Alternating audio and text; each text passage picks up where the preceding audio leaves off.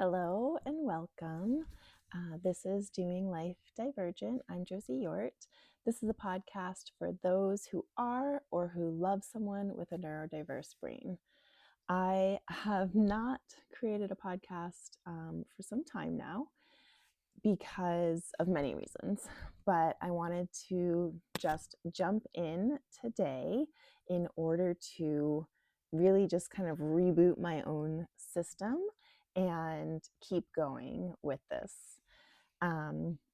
Last we were with each other, I gave a detailed description of what was happening in my life, in my family's life, in terms of my daughter and her neurodiversity and what we have been discovering about her neurodiversity.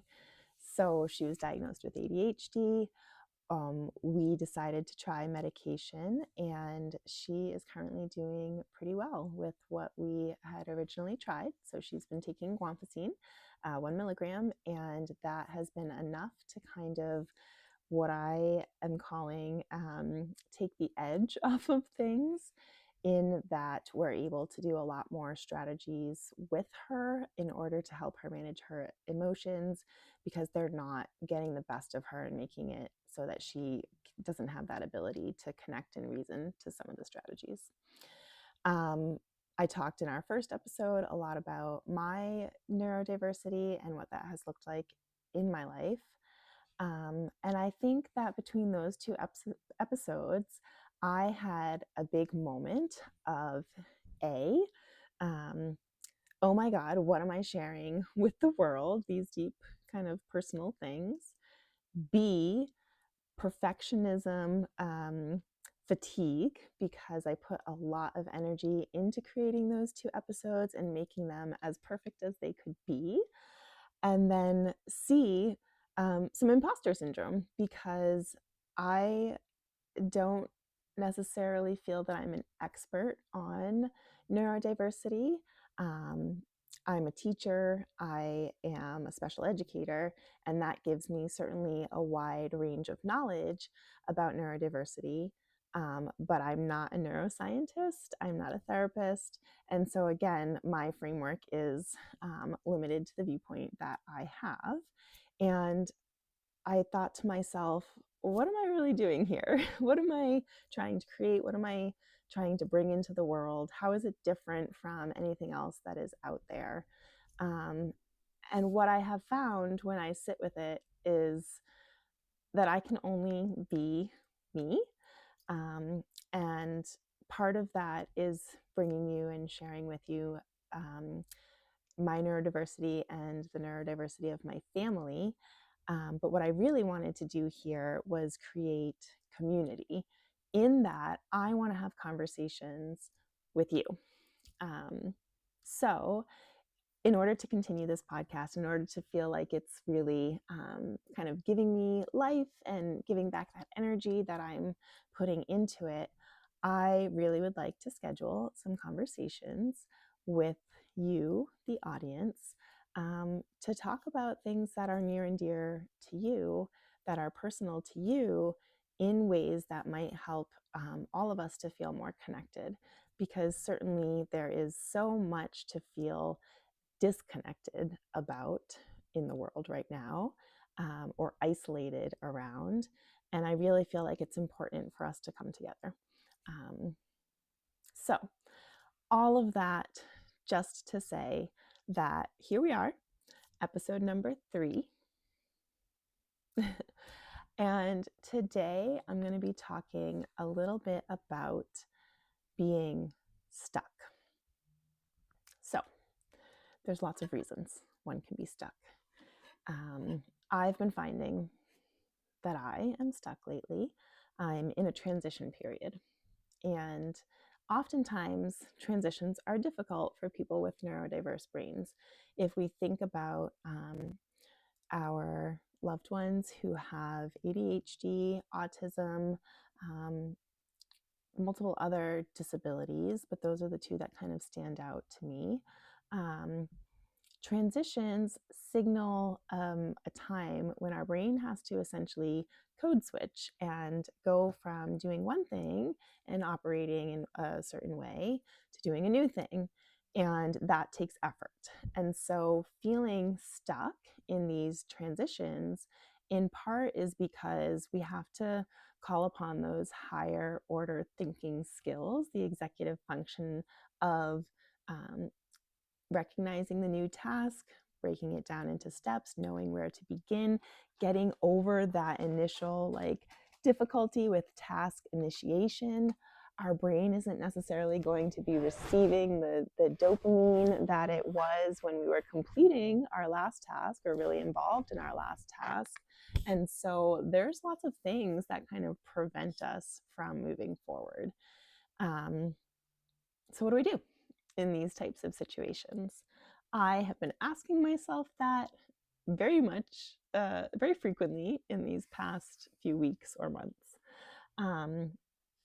I'm feeling a little bit stuck right now in knowing what my next step is as a professional, and in just kind of figuring out how that path is going to look, and more importantly, how I want it to feel. I would love to feel energized and excited about the steps that I'm taking to grow and not just be doing it in order to climb a pay scale or in order to get those next few letters next to my name. That has never been something that was especially important to me, other than to do the job that I'm doing, basically. So, in this feeling of being stuck, I'm really finding that I'm having to rely on a few different practices. First and foremost, I'm having to rely on the practice of meditation and breathing and my yoga practice. And that looks a lot different for me now than it did when I was much younger. That looks like 10 to 20 minutes in the morning of rolling around on my floor, stretching, lighting a candle, breathing, and allowing myself to welcome the day and welcome whatever might come with the day without judgment. The second thing that I'm having to rely on is the very basics of a wellness routine. So I'm talking nutrition, I'm talking sleep, I'm talking exercise. I'm finding myself really needing to ground into those things in order to feel like I have the energy to even think about what potential next steps might be. And then finally, I am having to rely on intuition and what my body is telling me when I feed it various stimuli. So when I start to take on a project that feels oriented in one direction, what does that create in my system, my nervous system? So being stuck is a process that we go through at different times in our life.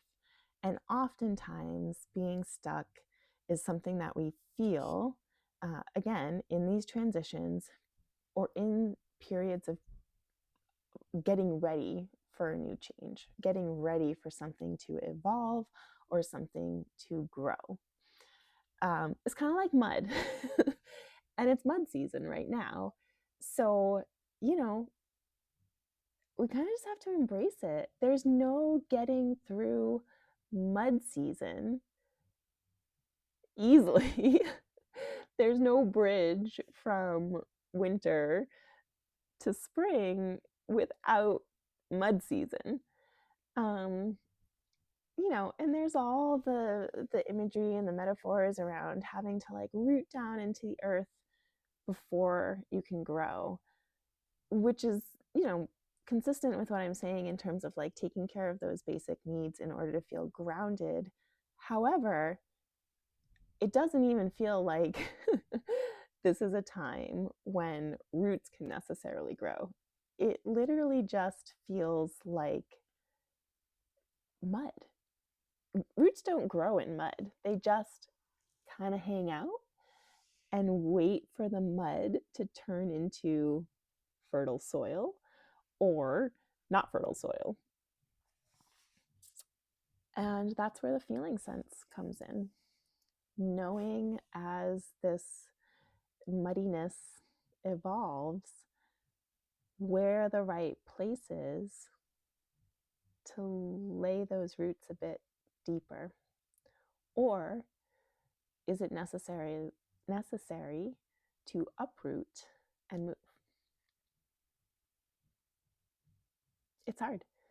My brain wants answers. My brain wants a path that is clear, as many brains do. And so in this discomfort, it's hard. I want to know where you're feeling stuck, or if you're feeling stuck, and what your practices are for being present with that, for moving through that, where you have felt this in your life before, or where you see it in others, and what your observations are around that. That's it for now. I'm going to keep this so short and sweet because, again, I am just trying to get over that perfectionist hump, and figure out what it really is that I'm doing here, that we're doing. If you'd like to come on and talk about this or anything else, please just send me a message, an email, reach out via social media, whatever it might be. I'll try to link all the things and make it so that I am available for those messages. And in the meantime, I just want you to feel into what your brain is doing. Just take a moment, just pause. Feel into the thoughts, feel into your body, breathe, and be. So that's it. That's today's episode. I hope you're well. I hope you are taking care of yourself, and I will see you next time.